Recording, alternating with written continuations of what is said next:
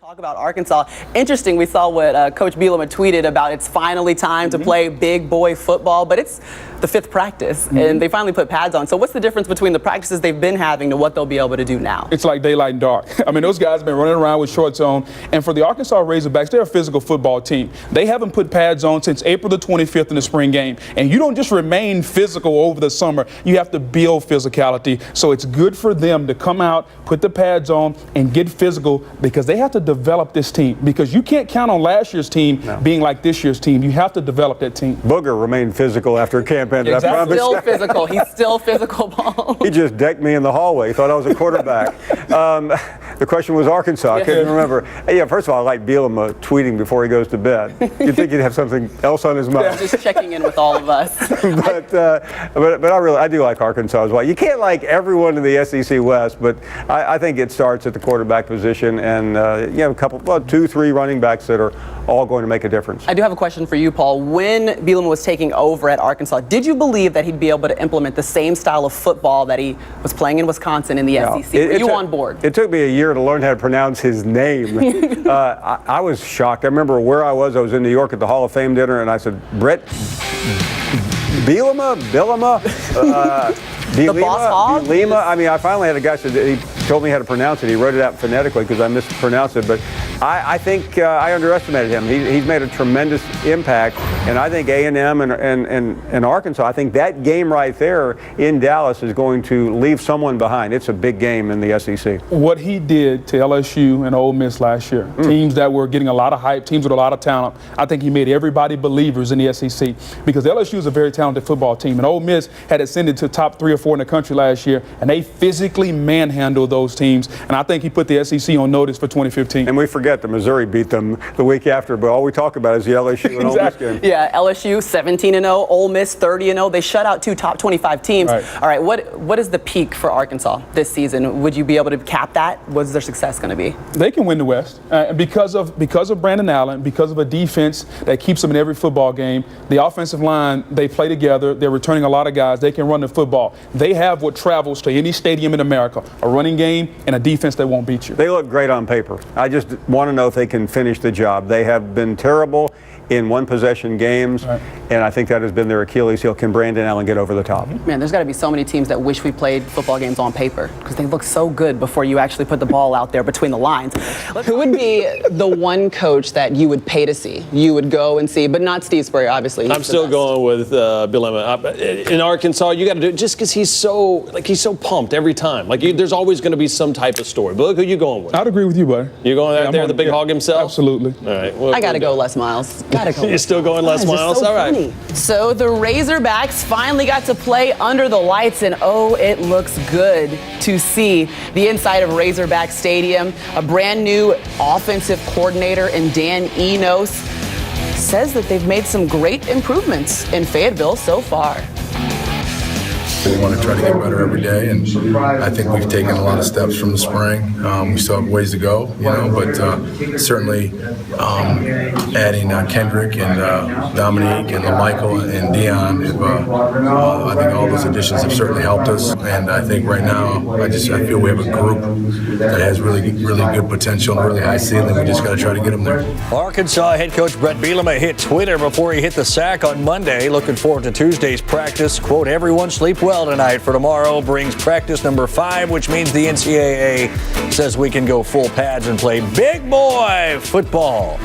Now they're jumping into the pads where the big boys up front on that offensive line can try to push around the Hog D a little bit, hoping for another big season on the ground with their deep backfield. Combine that with another year of experience for quarterback Brandon Allen, and who knows what's possible, because returning experience, at least on offense, is very much in Arkansas's favor.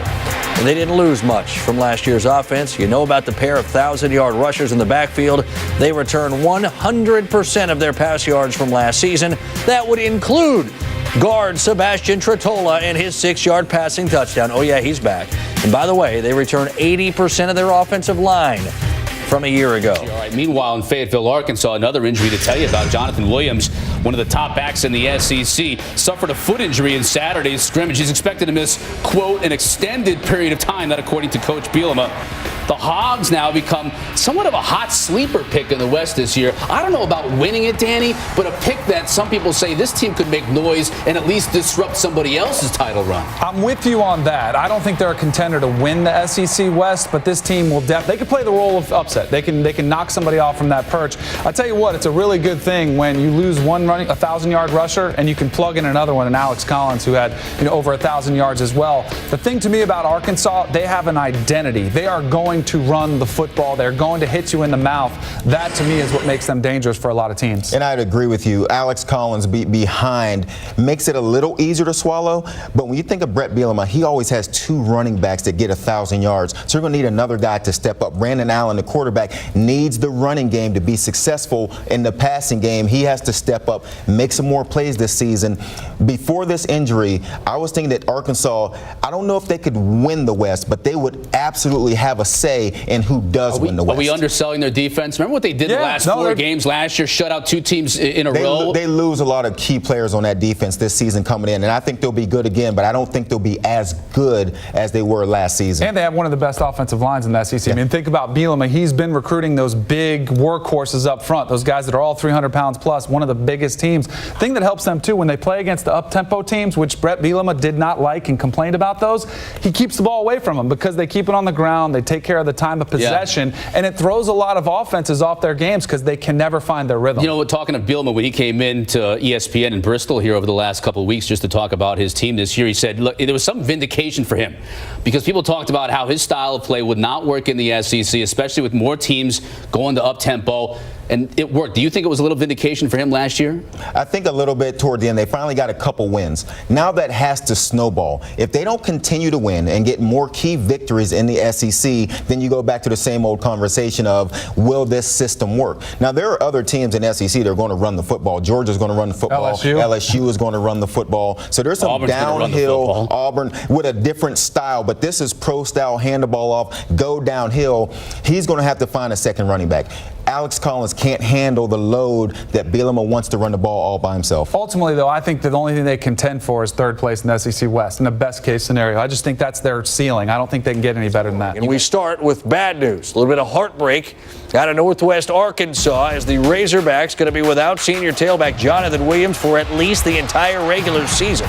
He hurt his left foot during a scrimmage Saturday. He'll undergo surgery to insert a screw into that foot. Huge loss for Brett Bielema's team as Williams ran for just shy of 1,200 yards for the Hogs a year ago. The thing that probably excites me more than anything about Jay Will is I've known him for, going on 3 years now, and what he is, who he stands for, what he represents.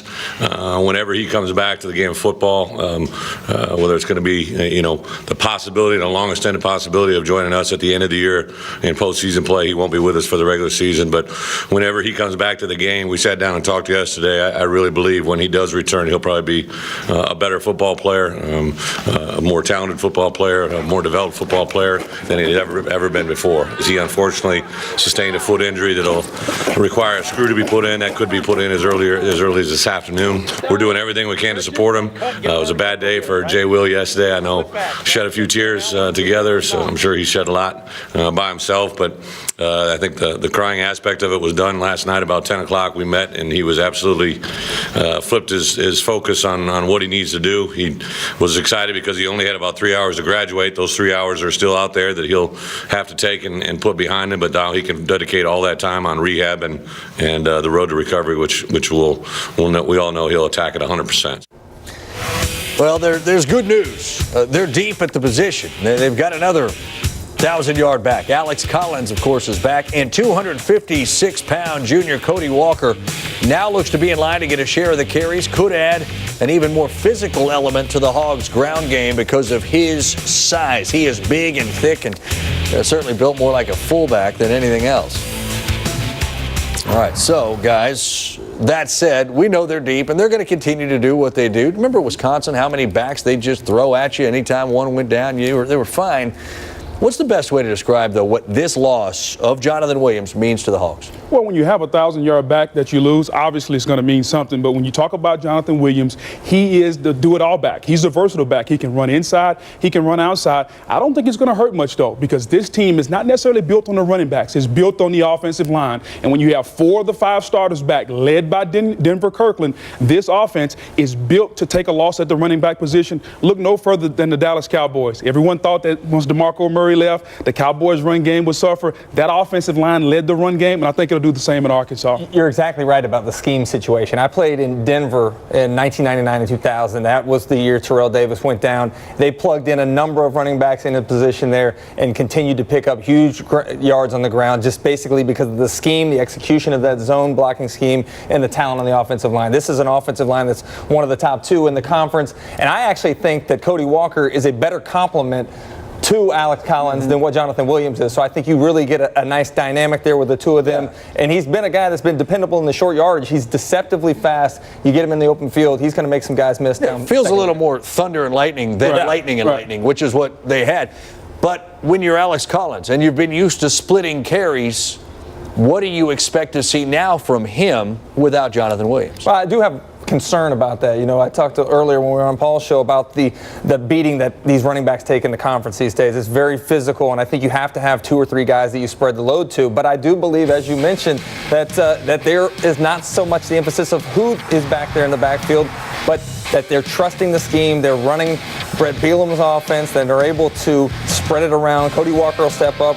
Raleigh Williams will step up. I think they'll be just fine in taking some of that load off Alex Collins. And I think what you said is key, Brett Bielema's offense, because we know he wants to run the football. We know what he wants to do. And I don't think he's going to deviate from that just because he gets an injury. I think he's going to still run the football. Yes, Brandon Allen may have to throw the football a little bit more. But this is a ground and pound team. They're going to continue to run the football, whether it's Collins or Cody Walker, or if they get to a bowl game and Williams comes back. Look, I actually thought heading into the season that the key was Brandon Allen. You know, I know you like the defensive aspect. I know you like the running game, but in the conference you have to be balanced. And I really believe that this year it's about Brandon Allen taking that next step and really adding a little bit more of the dynamic downfield. If they're going to load people in the box, they're going to play single high safety. You have to win on the outside. Let me ask you this, though, as a defensive lineman here, and moving away from Brandon Allen just for a minute to get back to Cody Walker, who Brett Bielema loves, by the way, says he's in beast mode right now.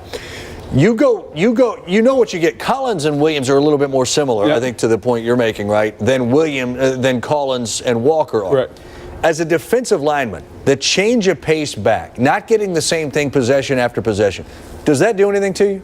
Especially if they're very, very different. It's one thing to get a pounded back that's going to run it up in the tackles, pound it between the tackles, and then get a shifty guy that you have to chase to the outside. That's when it's very, very different. Collins, Williams, 215, 220. This guy Walker, he's a lot bigger than that. Yeah. He's a guy that's a thumper. And as a defensive lineman or a linebacker, when you have to tackle a guy that's 240, 250, boy, that'll give you some headaches at night. You look at some of those guys in the spring game, they took a beating in that secondary. Walker got the ball, 174 yards rushing, 3 touchdowns, really put his foot forward as a guy that was going to be a legitimate threat in that what we thought was going to be a triple-headed backfield, now down to probably 2 with Collins and Walker. Yeah. Lucky number 15, our own Booger McFarland, drafted 15 by the Bucks in 1999. That's the total number of interdivision games between the East and West, for the record. Total number of second-half touchdown passes thrown by Matty Mock last season. That led the SEC, and it's the total number of times Arkansas has knocked off a top 5 AP poll team. Speaking of the Hogs, well, they continue to prepare for a season without tailback Jonathan Williams, who suffered a foot injury over the weekend that'll keep him out at least for the regular season. And while some in Hog Nation prepare for the worst, we are, of course, here to remind you that all might be just fine, because you might remember that tailback is actually the middle name of one Brett Bielema. That's not true. But since he's become a head coach in 2006, he has seen 6 different players rush for over 1,000 yards in a season, and in 2 of those years, he had multiple players do it, yet Wisconsin could run a little.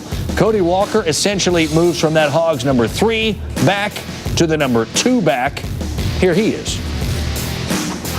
That's a big blow, man. He's definitely going to be missed. A guy like that, he's a leader for us, and we look at him, and we we go where he goes, you know what I'm saying? But, you know, we got to just keep moving. Guys got to step up, and we're going to be ready to go. And with the group of guys that we got, it's just the next man up, and the mentality that we have in the room right now. It's just we got to eat. We got to keep going. The show doesn't stop. Brett Bielema said the other day that somebody asked him if you'd be doing more tailback and maybe less fullback. He said he likes you still doing both. Yeah. I've been still doing a little bit of both. You know, my tailback reps have, of course, increased, but I'm still most likely going to do both. How about that run? Based on that tape just now, they just fine. How about that? That was sick, right? He's running me. It's either the defense was bad or Cody Walker is another guy in the stable for Brett Bielema. Yeah, and then maybe that's it as we bring in Marcus and Jabari back here. I'll start with you here. With all the success Bielema's had at Wisconsin and Arkansas running the football, how much does his scheme, just the plug-and-play idea, what he does, prevent Arkansas from suffering a significant drop-off at tailback? It's a tremendous amount because of what he's done in his past. You saw him at Wisconsin, back after back after back. And one thing about Brett Bielema, he's got hogs up front. And we know playing in the league that you go as far as that offensive line takes you in the run game. I think they'll be just fine. And oh, by the way, Alex Collins is still there. Yep. Alex Collins is still a 1,000-yard rusher, so he'll be just fine. And Alex Collins was actually one of the best backs in the SEC, in my opinion, last year. The way that he cut and had patience in the hole and then accelerated. You see this young man right here, dreads going everywhere. This guy is a baller. I like the way he plays, but you know what? I'm really interested. You know, when listening to Brett Bielema's press conference yesterday, it wasn't about the production that he's going to lose. It wasn't about the touchdowns that Williams got. It was really about the character that this young man displays, and that is what they're going to miss in the locker room. You know, anytime you have a void in character, that can present some issues. I was really what we were talking about in the meeting earlier in the afternoon. You started talking about that, so they can replace a good chunk of the yards and the touchdowns and the carries. Yes. But it's that. So just because he's gone from the field doesn't mean he's forgotten by the team, right? Can he still exhibit some of that? Yeah, he can. But, you know, as you know, if you're doing rehab, you emotionally are separated from your team. You can only do so much, but you're focused on getting better.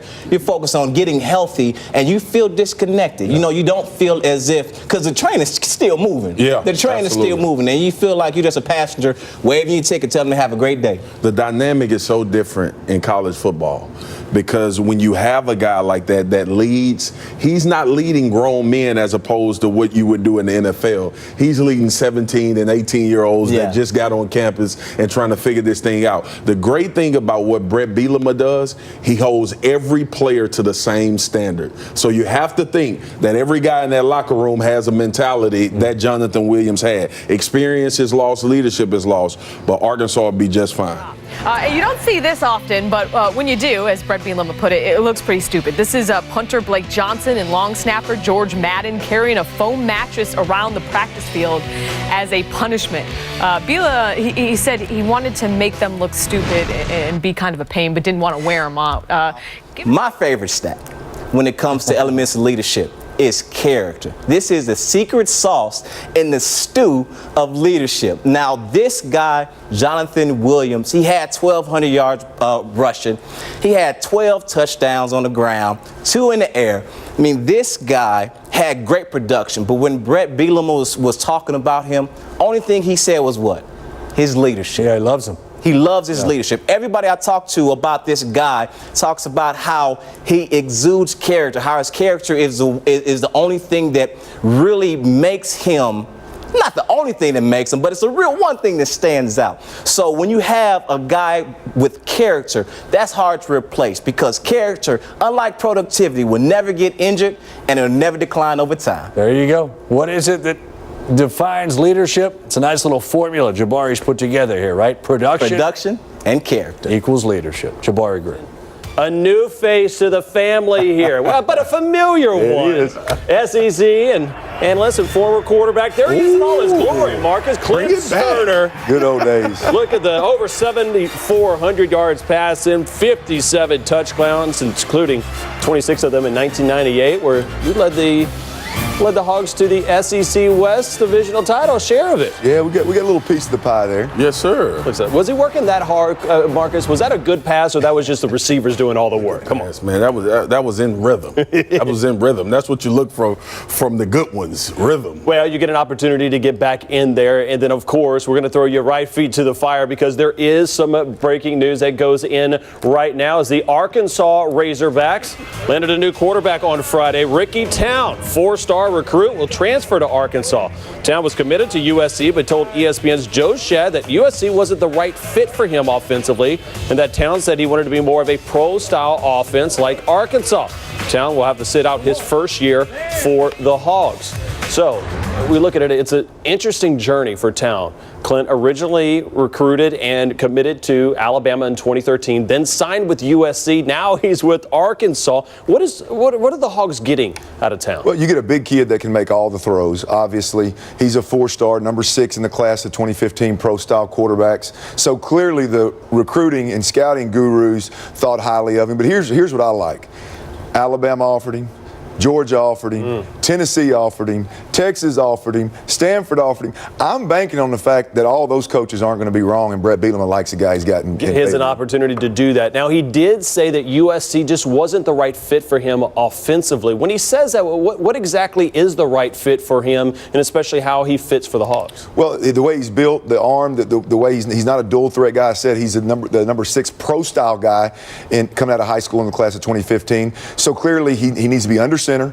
He's got great footwork. He knows how to move around in the pocket, and move around in the pocket not to run, but move around in the pocket to make a throw. Keep your eyes downfield, hit your check downs, get through your progressions. Those types of things are what a pro-style guy needs to be able to do. And clearly, this guy's got a pretty good head start coming out of high school. Well, and Town won't have an opportunity to play this year. He's not going to be eligible. So let's talk about the guy that will be playing. That is Brandon Allen, 20 touchdowns, 5 interceptions last year, Marcus. But what kind of season can we expect from him for the Hogs? I think the first thing you think about is efficient. He was an efficient quarterback last year, 20 touchdowns to 5 picks, but you need more. You need more in order for Arkansas to get over the hump. Behind this talented run game that they still have, even though they lose Jonathan Williams, I think Brandon Allen has to assert himself in the passing game a lot more. And who'll step up on the outside? Will it be Keon Hatcher, or will it be a heavy dose of these tight ends that they have and Hunter Henry? But Arkansas has the potential to break through if Brandon Allen turns into a guy that Dan Enos, the new offensive coordinator, has turned guys into before. If they can have that element, they'll be fine. But if they don't have that element, what's the one thing that Brandon Allen, Clint, needs to kind of step up his game so he can take that next step? Well, statistically, the numbers are good. 20 and 5 in this offense aren't bad. Maybe a couple more touchdowns would be nice, but those numbers are not bad. What Brandon Allen has to do is he has to trust the receiving core the same way he trusts Hunter Henry, that great tight end he's got. Why do you say, what is it about him and his relationship with Hunter Henry that really stands? He knows where he's going to be. He knows how quick he's going to get there. He trusts the fact that he can throw the ball up to him. And at the very least, Hunter Henry is going to play defense and bat the ball down, but he's going to catch most of those balls. So at the end of the day, Brandon Allen has to find a guy, again, whether it's Keon Hatcher, like Big Spears said, or if it's a new guy named Dominique Reed, who's a junior college receiver coming in there, high on him. Whoever it may be, if Brandon Allen can find that guy, this Arkansas team can have a big year. Offensively, defensively, Martrell Spate gone. Darius Philon gone. Oh, by the way, Trey Flowers, he's gone as well. From the defensive side, Marcus, how much do they lose with those 3 guys, and what can they put on the field? Well, obviously, you lose experience and you lose known production. But we've seen in this league time and time again, in the Derek Barnett's and the Myles Garrett's, that guys can produce early in this conference. I had a chance to talk to Rod Smith today, and he was excited about a kid named B. John Jackson. Versatility, being able to play the nose and the 3-tech. DeMarcus Hodge is another big guy that gives them flexibility on the defensive line, and they love Jermichael Winston at defensive end. And Brooks Ellis steps in, and I think he adds a different element than Spate. I think he's a little better in space. He can cover maybe a little bit better. So I think he feels like this defense is in good hands, and he loves the looks that he's gotten from Dan Enos, the new OC. You said you got a chance to talk to Rod Smith. How much different is that defense this year, and what specifically when you're talking kind of a scheme idea in Fayetteville? I don't think it's much difference. I think Rod Smith has his calling card, and that's letting big fellas go and getting after people in the pass. But the ability to stop the run game is something that you think should come as natural to anybody. When you talk about Arkansas and what they have to defend in fall camp and in spring ball every single year with this offensive line. So I think he's excited about the new guys. Obviously, there's some nervous energy there with guys that are in new positions, but I think he feels like this can be a defense that can get them to where they want to be. A couple of quarterbacks that I expect big things from this year are the Allen brothers, Brandon and Kyle. Which one do you think could make the best case this year to be included on one of these lists at the end of the season? Again, that's an obvious answer for me. I think Brandon Allen has to be the guy. He's been through a lot of adversity over his career, but I believe he's the most experienced starter in the league right now. He threw 20 touchdowns, 5 interceptions last year. I don't know that those stats this year wouldn't do this Arkansas team well at the end of the year. So he doesn't really have to do a whole lot more than he did last year, but he has to play big in big moments. So I would like to see this guy on that list, and I think he'll use not being on that list for some motivation. He does a lot at the line of scrimmage, too, so you got to love that. His checks in the run game, getting him in the right situation. But I got to go with Kyle Allen. When you talk about the quarterback position, you're only as good as your weapons around you, and he has maybe the deepest set of wide receivers in the entire conference. He can move outside the pocket. We all saw what he did in the bowl game against West Virginia, finished with an MVP performance. He's been challenged this summer by Kyler Murray coming in, so he's had to win the job once again. I think he's coming into the fall with really exceeding confidence relative to where he was a year ago. Now, we just talked about a couple quarterbacks that could be left off. What about another position that you think their name will be on this list at the end of the season? I'm going to stay in Northwest Arkansas. Brooks Ellis is going to slide over and take Marcellus Spates' position from last year in Rob Smith's defense, and that's a guy, in the wheel linebacker in that defense can make a lot of plays. So the opportunity's going to be there. I could expect to see Brooks Ellis on this list at the end of the season. I'd be surprised at the end of the year if he doesn't lead the conference in tackles because of the way they funnel running backs into that wheel linebacker position on the weak side. In 2014, the question was when. When would the Hogs turn the corner? When would they see change? Finally, the answer arrived in impressive fashion. The boat is coming home! This season is all about how. How can they keep up the momentum? How can they keep pace with the rest of the West? How can anyone stop their backfield?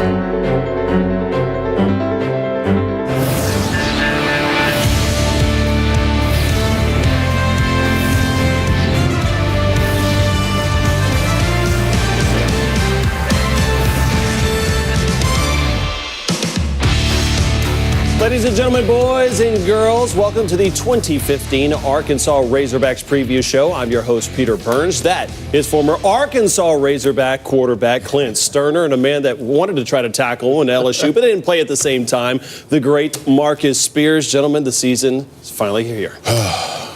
So relieved. So relieved to stop talking about what can be and really see what's going to happen. Well, what's going to happen is we're going to show you some of the different storylines. Dan Enos, the former Central Michigan head coach, now the new offensive coordinator. Enos led the Chippewas to a bowl in each of the past 3 seasons, and he coached the #1 overall pick of the NFL draft in 2013, tackle Eric Fisher. Now, Enos will have an experienced signal caller at his disposal. Brandon Allen's 25 career starts are more than any returning SEC quarterback, and he's one of the best in the SEC in limiting mistakes. Only 5 interceptions last season, second lowest in the SEC. Well, Allen, he might be asked to do a little bit more than avoid mistakes this season. That's because Arkansas's 10th leading all-time rusher, Jonathan Williams, will miss at least the regular season with a left foot injury. Williams almost 1,200 yards last season, 4th most in the SEC. But all is not lost for the Hogs. Rushing attack is not limited to Williams. Arkansas returns Alex Collins. Guy's pretty good. 5th in the SEC last season with 1,100 rushing yards, and 256-pound Cody Walker slides into a more prominent role after a big spring. Only Nick Chubb ran for more yards last season than Jonathan Williams among returning players in the SEC. His career 5.7 yards per carry ranks 6th in program history, and 900-yard games are tied for the 7th most in school history. Fortunately for Hog fans, Arkansas is not the only team in FBS with 2 players to run more than 1,000 yards as Alex Collins returns. Here's the head coach and Cody Walker on moving forward. If there's one team in college football that could take a hit at the running back position, it's probably the Arkansas Razorbacks and not get phased too much. So we'll obviously regroup and do what we're doing, but it's not a setback in any way, shape, or form. It's an opportunity for others to take a step forward, and I'm excited about that. But obviously, we're the only team in college football with 2,000-yard rushers. Now we got one. But I said during the course of the summer, after last spring, watching Cody go, there's no doubt in my mind if Cody was in the number 2 spot in our offense, he could go for 1,000. I think Raleigh, I'd feel the same way about right now. I mean, with the group of guys that we got, it's just the next man up, and the mentality that we have in the room right now. It's just we got to eat, we got to keep going. The show doesn't stop.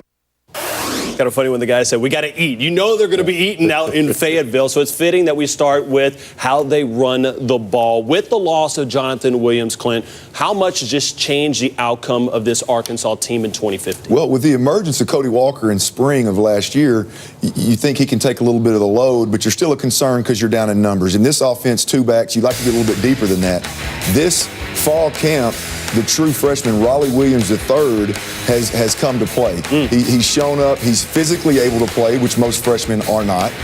Number 2, he's mentally far beyond where most freshmen are as far as taking in the offense, being able to pass protect, being able to run the right routes, and he's got great hands. So this offensive coaching staff is extremely excited about this young man and feel really good about his ability to fill in as that 3rd back. So, Marcus, with that being said, what's the approach? Is it all Alex Collins? Is it a little bit of Cody Walker? Is it a little bit of running back by committee? What do you think the Dan Enos will run? Well, first, let me say it gets a lot scarier with this team having a 250-pound running back coming in second. But this has always been running back by committee. That's Brett Bielema's system. These guys thrive in this system because they're physical backs that can get it done. And sometimes you look at teams and you say, this guy's a 1 and a 2. These guys are 1A and 1Bs. Yeah. So they're ready to play, and it'll end up the same way. Alex Collins is a real threat at running back. He'll be a draft pick on the next level. So I think they're fine. Obviously, losing Jonathan is a big deal. Probably inner squad more than on the outside, but these guys will be fine. I think a big deal here is 4 offensive line starters coming back, but they're changing spots, Clint. I mean, you've got Dan Skipper that's moving. Denver Kirkland's going to the left tackle. How much from a quarterback perspective does that change the game when you have a lot of moving parts in the offensive line? Well, I think it changes the game in your approach to spring ball and fall camp, but it doesn't change the game once the season starts. Denver Kirkland is moving to left tackle. He's a preseason All-American choice. He is a great player. He's got to get used to playing without another offensive lineman on his left. When you're in there in guard, you got a lot of protection.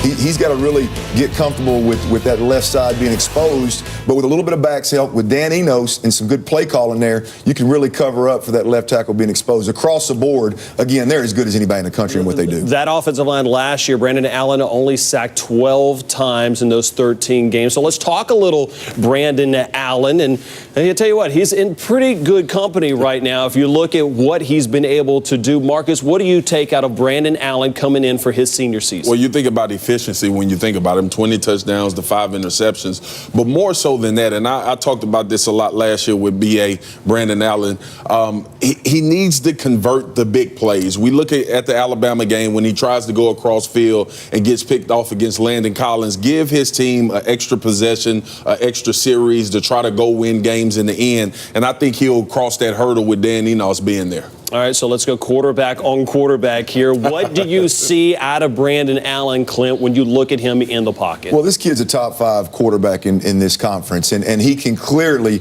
play the position of quarterback. He's got plenty of arm strength. He moves in the pocket well. He does a lot of good things well above average. So when you talk about Brandon Allen right here, he's throwing from the right hash against Texas, hard left. The receiver catches the ball outside the numbers in tight coverage there with a DB over the top and underneath. That's arm strength, fellas. Yeah. That's the arm strength that has to get it done. Right here, he's learned Bielema's play action system, hard play action, flips his eyes, finds his keys, and rips the ball over the middle.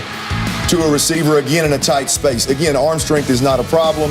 Right here, he shows a little bit of mobility and vision. He rolls right, good feet right there to outrun that defensive end. He lowers his eyes, finds his underneath tight end right there and checks it down. That's a good throw across the body. Well, it's a smart throw. It's a smart throw. All college quarterbacks have the ability to make that throw, but vision is what's key. Footwork and vision and learning this system is where he's at. Well, how about this? Good company for Brandon Allen, one of 6 quarterbacks last season to start every game and throw at least 20 touchdowns or 5 or fewer interceptions. The other on that list, pretty impressive, including Heisman Trophy winner Marcus Mariota and Brett Hundley. Only Kessler, Brissett, and Allen return among these 6. So, when you look at that, what kind of season? What's the ceiling? Is it 25 touchdowns, 8 interceptions? Well, give me a stat line. What you love about Brandon Allen coming back is the fact that they're not having quarterback questions at Arkansas, and I think that gives them an advantage of going into games with a little bit more surety than most of the teams. That's the biggest key to me, with everybody in disarray about who will be their starter. Right. A lot more to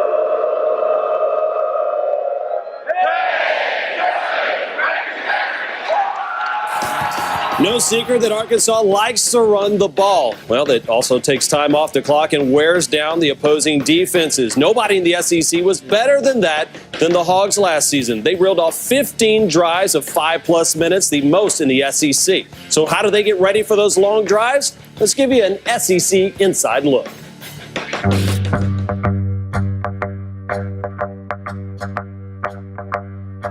Big day. Start us off right here. Let's go. Straight to Indy, let's go. These guys going today early. Come on.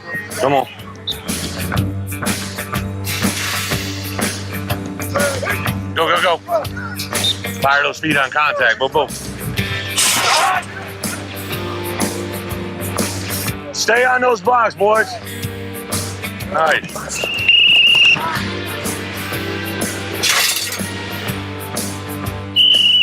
Here we go, red zone. Little team red, let's go. Everybody be talking, let's be crisp. Every yard matters. Little movement. Good shell. Go. Good.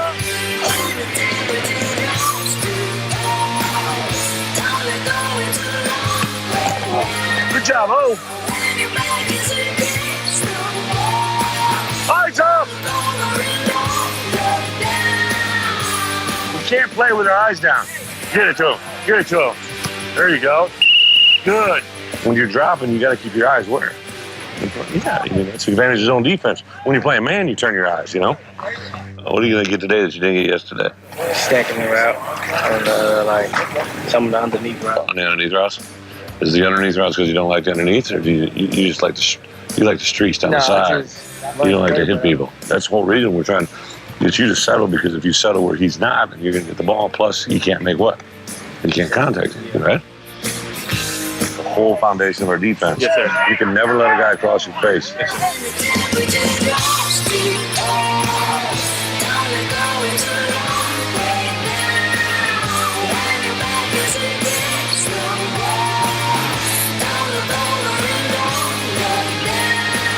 Get rid of the ball.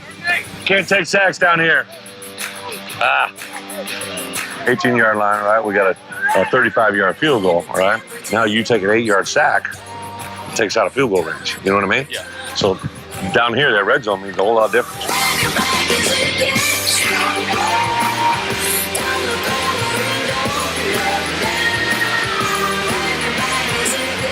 There it is.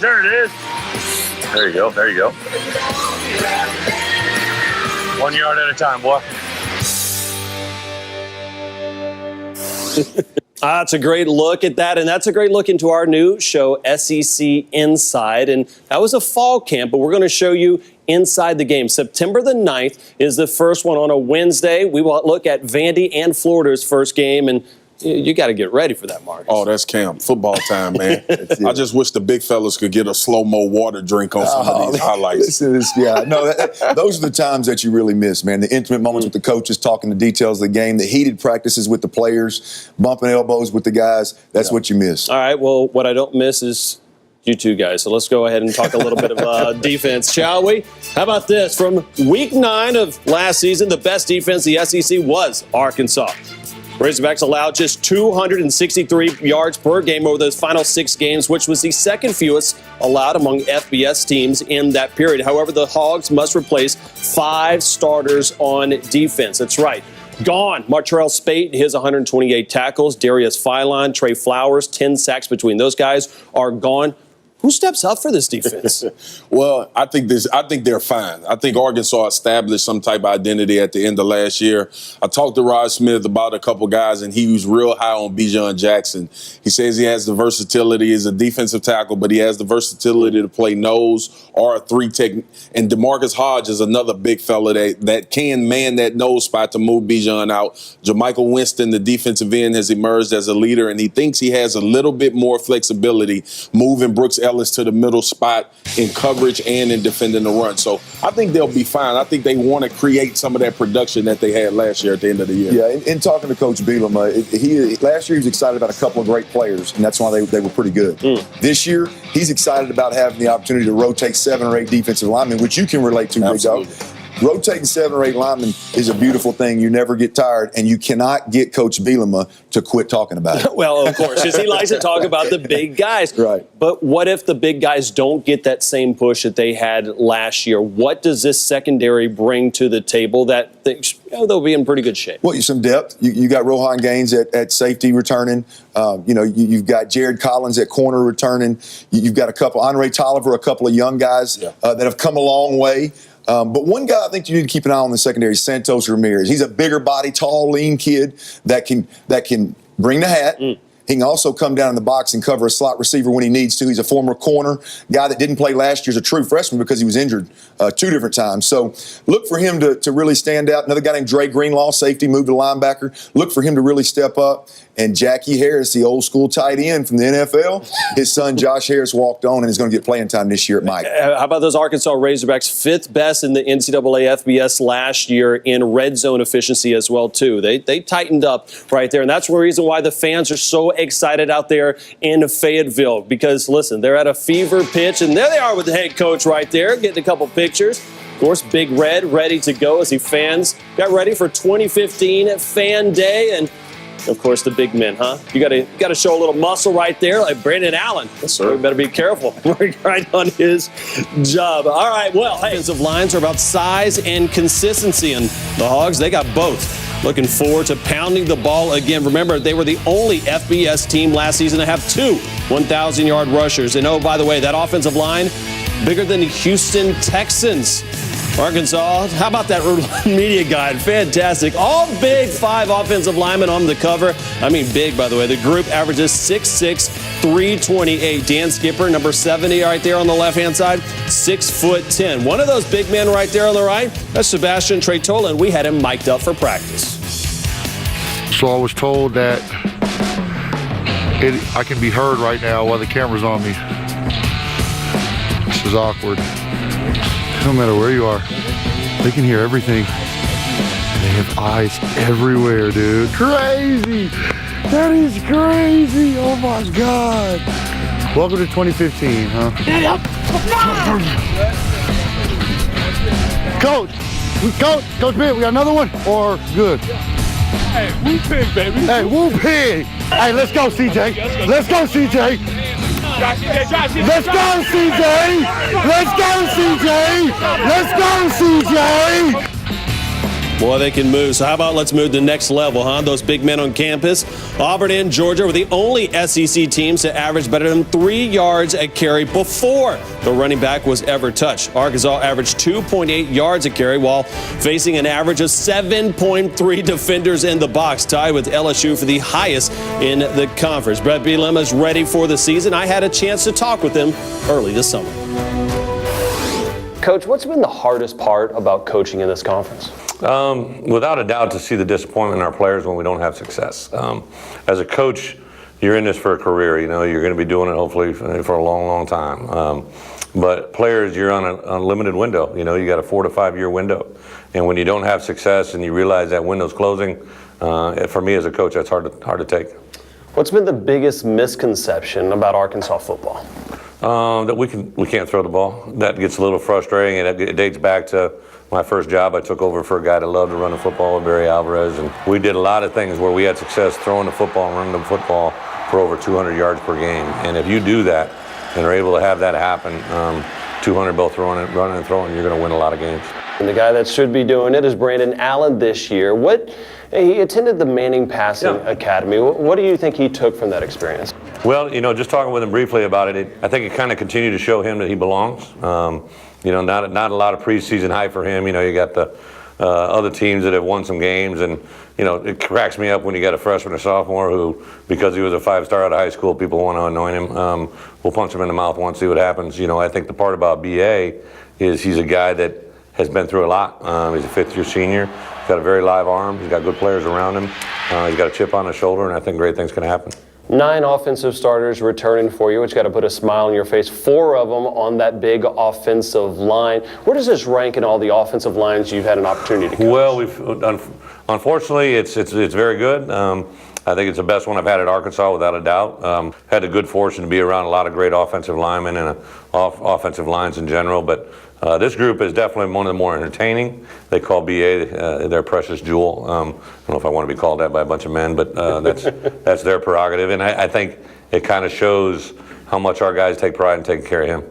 Dan Enos, offensive coordinator, who was a head coach last year. Take us through that phone call you made to Dan to say, hey, I want you to be a coordinator. I've traditionally never really hired within the structure of normal. I didn't get hired in a normal way. To this point, I've never really interviewed for a job yet. I've been given jobs based on what we've done, and I've kind of done that with my coordinators especially. I just kind of go in after people that I'm interested in, say, hey, do you have an interest? Let's talk a little details and see where it goes. And Dan it was a very accomplished player. Then he became an accomplished assistant coach, an accomplished coordinator, and then a head coach. I think that part makes the whole thing work. What makes Fayetteville and Hog fans so special? Well, I think they're unique. They're very similar in the fact that Fayetteville is a unique area because of the campus and all that goes with it. It gets to be a unique community, which creates a unique culture, which across the state creates a hog frenzy that is pretty hard to beat. Lastly, what's the best piece of advice ever given to you? From a coaching perspective, I'll never forget this one. Coach Fry, who was my head coach at the time, a very, very successful coach, an NCAA Hall of Fame coach, said before I became a head coach, he said, as a head coach, never coach something you don't know and never ignore something you do know. And it sounds a little complicated, but what he's basically saying, I think there's a lot of coaches, because they got a pride or an ego, jump into things that they don't really know what they're talking about. And then their coaches and their players lose respect because they know that they're faking it or they're maybe BSing their way through it. Whereas if you know something as a head coach and you ignore it, you know it's wrong, you know that it needs to be corrected, and you act like you didn't see it, it'll pop up again to the worst possible scenario and time there can be. So that's been a big one for me. And then I go back to early in life. In life, if you always tell the truth, you'll never remember after what you said. And I think there's a lot of people that say certain things at certain times and then forget they said it. Well, I think a lot of people are telling the truth that they're scared of that Arkansas Razorback team coming up out of Fayetteville. Coach, thanks for the time. Thank you very much. Woo pig. Woo pig. He does that. Back with Glenn Cerner and Marcus Spears. My favorite part of the preview shows is I put these guys to the test. We go look at the schedule predictor. I asked the guys to go ahead and fill in the W's that they thought that were no-brainers, and there wasn't any disagreeing on 5 of those. But let's start with Texas A&M. Gentlemen, Marcus, what do you think? What happens? It's a bit tricky. This was a close game last year, and I just feel like Arkansas is going to get this one. They were a first down away from taking this game further, and they couldn't get it done. I think they get it done this year. At Tennessee, Josh Dobbs, that team's excited. What do you got in for Arkansas? I like Arkansas, even though it is at Tennessee. I like Arkansas around. 2 very similar football teams. I think Arkansas is probably a little bit further along with that experience at quarterback, that depth at defensive line. I like Arkansas. All right, put it in there as a W. the Tide. Ranked 3rd in the AP to start the season. Marcus, what happens in that game? This is what they do, and I don't know if Brandon Allen has turned that corner yet to make enough effective throws to beat Alabama. Alabama will be ready for the run game. They were ready last year. That's why I give Alabama the slight edge. So this is a loss for me in that game. You taking a loss as well on that one, too? I'm taking a loss. Alabama on the road, the chip on their shoulder from not playing as well last year. I like Alabama. All right, so then they get a bye week. They face the Auburn Tigers coming in. Clint, what do you think happens against the Tigers? Arkansas coming out of a bye week is typically pretty good. There's a lot of unknown about Auburn right now. Contrary to popular belief, I like Arkansas in that game. I'm picking them to win this game. You're picking them to win that game? I'm picking Auburn to win this game. Okay, so that's a dub. Yes. Oh, no. Hey, you know what? We have a little disagreement, but to me, Auburn right now has to get over the hump, and it would take my credibility away for saying they'll win the West and lose to Arkansas. But you know what? I'm going to put it up there as a W because of the bye week. They'll be ready to go. Ole Miss, LSU, back-to-back shutouts. Quickly, what happens there? I think they go in and get one against Ole Miss. Ole Miss is a team that you really don't know how they're going to stand up against this run game. They've struggled. So I give this a W for Arkansas. LSU? Yeah, I tell you what, I got a loss at LSU. LSU on the road, much like Alabama, it's too tough. And to finish the season? Always scary with Missouri, but this run game will be too vaunted. Too many losses up on that D line. So what do you got? It's a W. It's a W. 10-2. I think Hogs fans will take that. A team that their fans feel could make a move towards Atlanta would be out in Fayetteville. No selections for them, just like Missouri, a little underestimating the Hogs? I think it's about team for them. I mean, you know, it's a lot about the system, and I think maybe sometimes whether you're talking about a passing offense or one that's committed to running like this, people think that, oh, they're going to put up yards because of the system, and that takes some of the emphasis away on who you're plugging in there from a player standpoint. Well, they had 4 on the second team. So Hunter Henry's a guy, Tritola's a guy, Kirkland's a guy that could have very easily been on that first team and may end up on that first team if they have the year that all the experts think they will. Brandon Allen, we talked about it earlier, another guy that could end up on that list. Again, another team that Brett Bielema will find a way to use that as motivation, put that chip on their shoulder, and roll with it. Arkansas freshman tight end C.J. O'Grady has been arrested by Fayetteville police and charged with driving while intoxicated and being a minor in possession of alcohol. The 18-year-old Fayetteville high school product was stopped early Friday for not having a working taillight on his scooter. He had a reported blood alcohol level of 0.099. He was released with a court date scheduled for September 28. Arkansas hosting UTEP next Saturday, and of course they'll play that game and likely all the rest without tailback Jonathan Williams. A left foot injury will keep him off the field. Jay Will addressing the media, talking about future plans and showing a little team-oriented perspective. I'm definitely glad it wasn't Brandon that got hurt. I'd rather it be me than Brandon for sure. That would have hurt the team a little bit more, but you know, like a lot of people say, you know, we have a lot of good running backs. And I've said it before that I feel like we have the best running back group in the country, and I still feel that way. As far as my plans after this, the rehab goes as planned. You know, I'm looking forward to coming back strong and better than ever and most likely going to the next level after this season. You know, this season is not over, though. You know, I'm going to be on the sidelines. I'm going to be a good teammate. You know, I think I can still have a big impact on this team without being on the football field and still being, you know, that encouraging factor on the sideline. So I'm definitely going to help this team out as best as I can.